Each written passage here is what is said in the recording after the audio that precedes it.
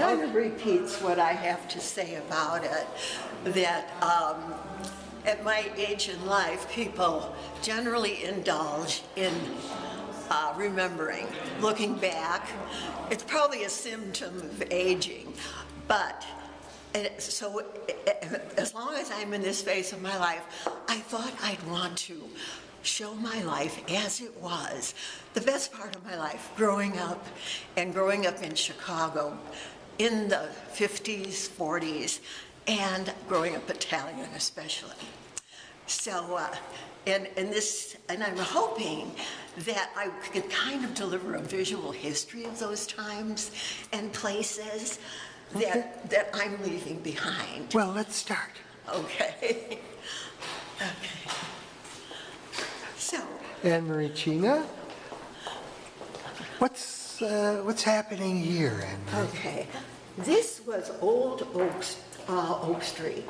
And where my grandparents first settled in these neighborhoods, in this type of neighborhood, and this particular street, you could look out toward Michigan Avenue there and see some of the skyscrapers that were beginning to be built. What would this cross street be?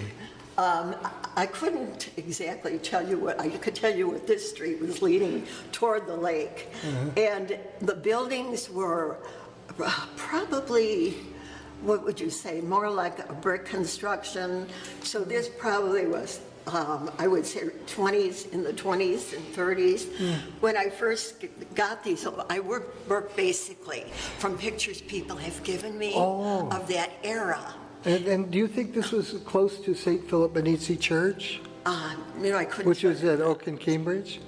Probably so, but what I wanted to call attention to was what was going on at the time in our life, where groceries were being delivered on the streets by the peddlers, the ice truck delivering ice after you put your sign in the window.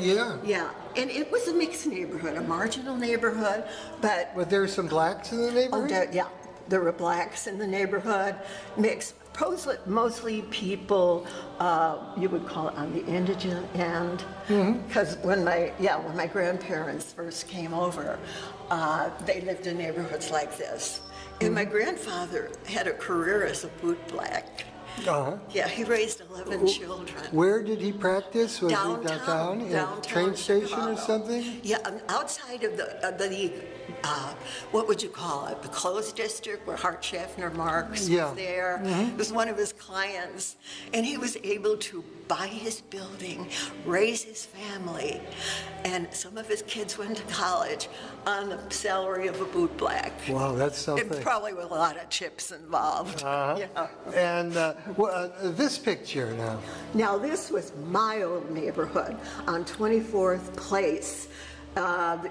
Close to Chinatown. Near, okay. If you look down the end of the block, there was Wentworth Avenue. And this would have been, looks like the 1950s from the cars. This neighborhood never changed to this day. Okay. The neighborhood probably went back right to the 20s and 30s. And I took this picture probably in the 70s because I was visiting, my aunt still lived in the neighborhood up to the time they passed away a couple of years ago. And I can see the where they raised the sidewalk and the street here. And downstairs were apartments. Yeah. And so the second floor became the first floor. Right. Okay. And we call these gangways. The houses were so close together. You barely had to play. Yeah, 3 feet or something between them. Okay, let's go on to the next. Okay. Yeah, and one of our favorite things was the annual procession and feast. And especially in our neighborhood, since our church was Santa Maria Incoronata, we had the feast in September of her feast day. And she still does to this day, go out in the procession and through the streets and neighborhood carnivals, with all kind of wares, foods, sausages, peppers, cookies. This is a candle house. This was, we called it a chainda. Are you familiar with that term? Chainda? No, that's new to me. Yeah, it was a candle house.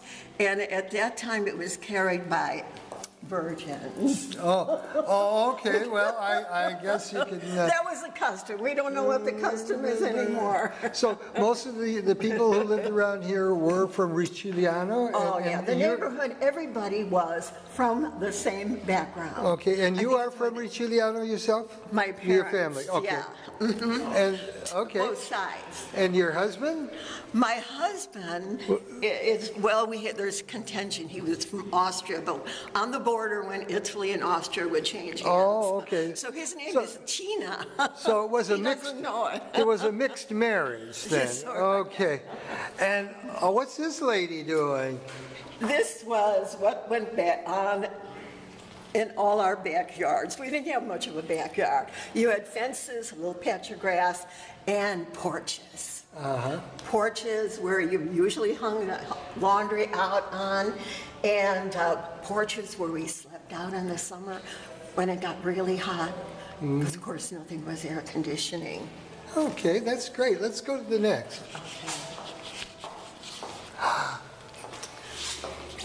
And this was basically why I did this.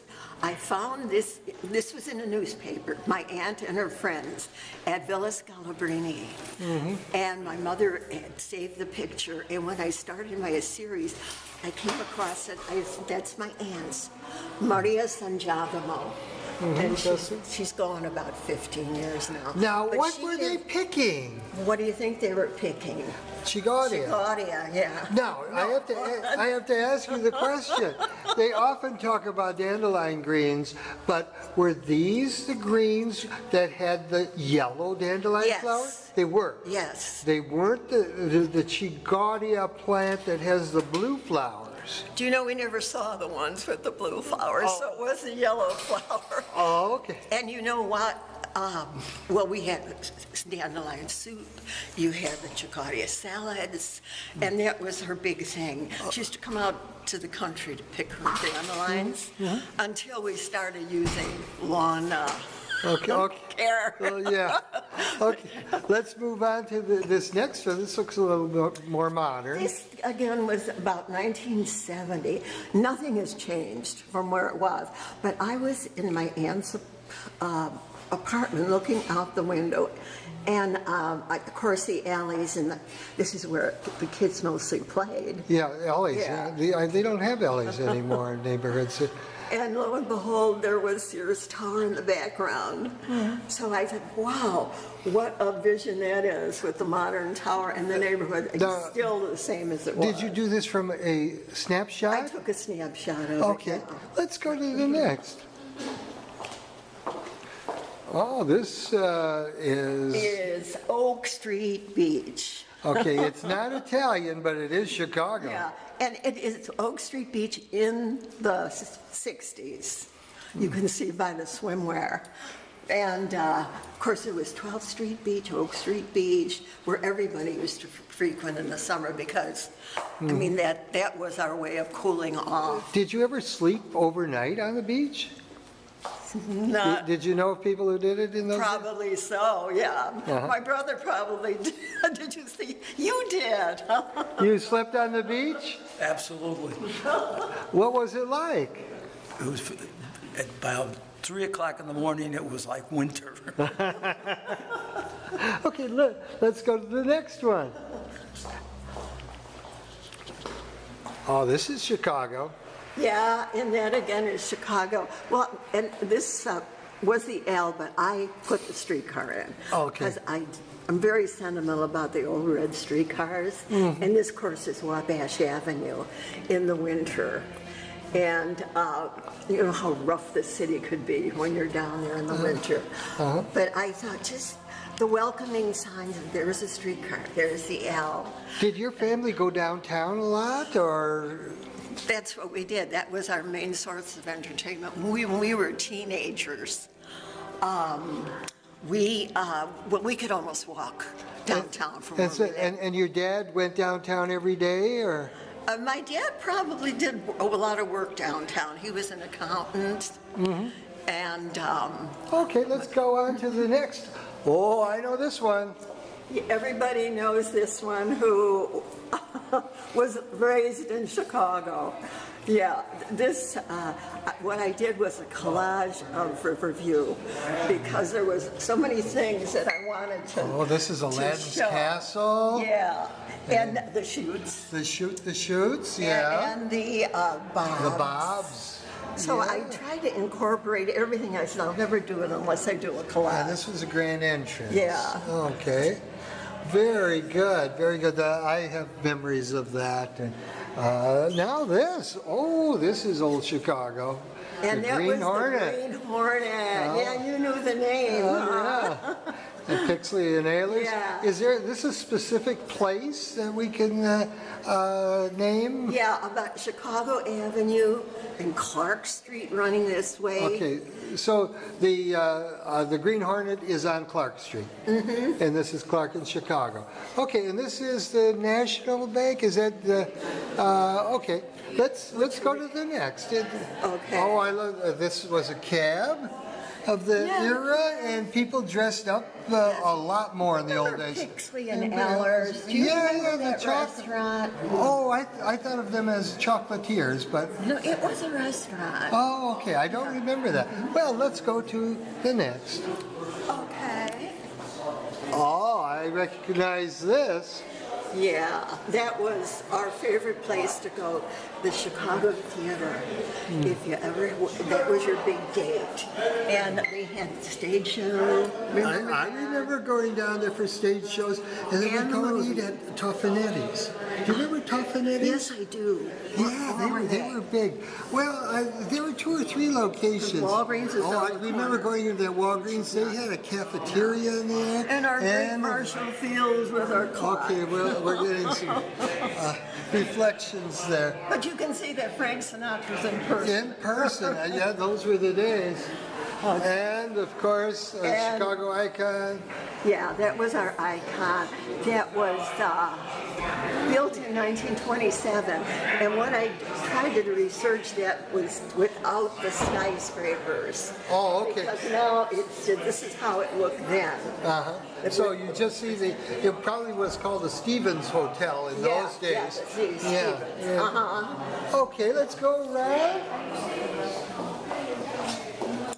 And this was Grandma's house, my mom's house. A 2-story, well, actually they're apartments, you know, when you went down Yeah. off the street. And the thing about the neighborhood was everybody knew everybody. Everybody sat out, everybody visited.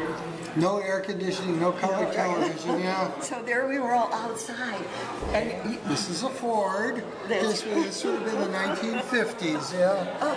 of course, that is gone now because the Dan Ryan went through there. Oh. Yeah, that was demolished. This is your grandma's house. Grandma, my Okay. And here we go. And that is our neighborhood's, well, strega we call it. Oh, yeah. She, actually her grandson is Joe Glimko.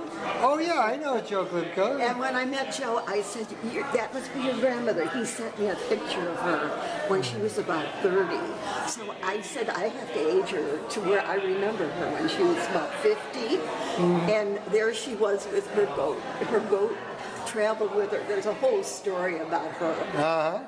But her healing powers, her sending every to neighborhood the had one, country. yeah. Yeah, and her goat that followed her around, and she'd give the good. neighborhood's milk for her goat. Her goat ate cigarette butts. Okay, so. well, now people are doing goats. Okay, this This is is. Santa Maria Incoronata. That was our neighborhood church. And it's now a Chinese mission.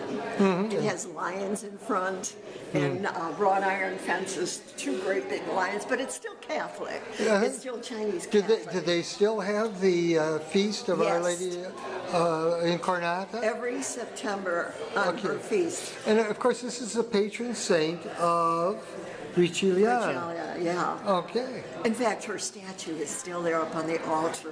They've kept pretty much what we had, we're used to, but with the Chinese touches. But yeah, I had to research the steps were not like they are now with big lions in front. Well, thank you very much, Anna Maria Cina. That's a story of my growing up, and I hope it brings some memories of anyone, watching my pictures.